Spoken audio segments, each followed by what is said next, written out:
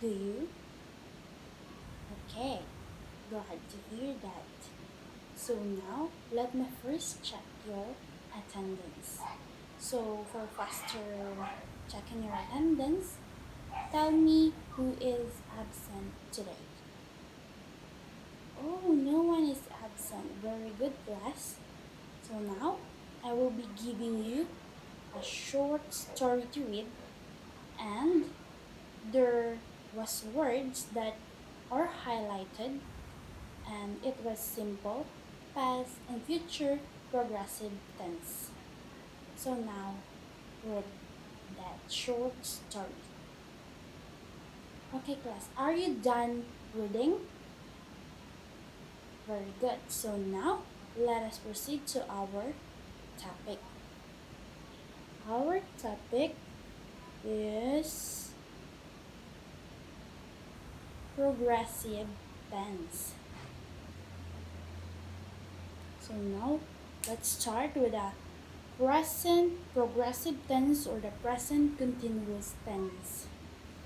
The formula here is is, are plus the verb ing or the present participle. For example, I am eating my lunch. So, where is the present progressive tense here? So, it makes continuous tense because of the am eating, because it is the formula. So, now, when do we use present continuous tense? First, actions that are happening now. Actions that are happening now. For example, he is walking at the hallway. So, what do you think makes it happening? Actions that are happening now. Oh, very good. The word is walking. And second, actions that are temporary. They, they are staying in New York for a few days. So, what makes it temporary? Yes. Okay, very good. For a few days. And the last one is definite future plans. Example, I am going to hike tomorrow. What makes it future in the future plan? The word tomorrow. Very good. And now, who can give me an example of the present continuous tense and tell me how it was used? Okay? Oh, very good. And the second one is the past progressive tense or the past continuous tense. So here is the formula. Was, were, plus the verb ing or the present participle. Example, they were waiting for the bus. So, the formula here is were, and the past and the present participle is waiting. So now, when do we use past continuous tense? First, to describe parallel actions. Example, while I was washing the dishes, I heard a loud noise. So here, the author added details to make it parallel. Describe what someone was doing at a particular point of time.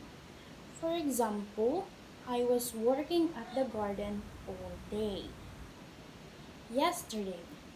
So, what do you think makes it describe it someone was doing at a particular point of time? Because of the working was working all day yesterday. So now let's proceed to the third one. to express interrupted actions in the past. Example, I was driving to work when my car crashed. The interrupted action here is when I was driving, my car crashed. And the last one is to describe repetition and irritation. For example, he was always complaining in class. So here, the word always make it repetitive. So he was always complaining in class. The formula used was and complaining added the repetitive action always to repeat the actions. Okay. So now give me example of this past continuous tense and how it rises. Okay? Oh, very good. So now let us proceed to the future progressive tense or the future continuous tense. The formula here is will be plus the verb ing or the present participle. For example, I will be singing in the concert tomorrow. It makes future because of will be and the present participle singing and the word tomorrow. Then, when do we use future continuous tense? First, actions progress at a time in the future. For example, I will be meeting Tom this Saturday. It makes progress at a time in the future because the author meeting Tom at Saturday. Interrupted action in the future. For example, she will be waiting for you when you arrive. Note, the word when is usually used in this usage of the future continuous tense. Then, last is the parallel actions in the future. For example, Sam will be dancing while Paul will be singing. Two actions in one sentence. Note the word while or and usually used in this usage of future continuous tense. And that is our lesson for today. But before we end this day, I am giving you three tests. So the first two tests is you will be doing the first two tasks now, and the third task will be presenting our next meeting. So here is the task. First, you need to construct five present continuous tense, and the second task is using your answer in task 1, make it past and future continuous tense. And you can do it now.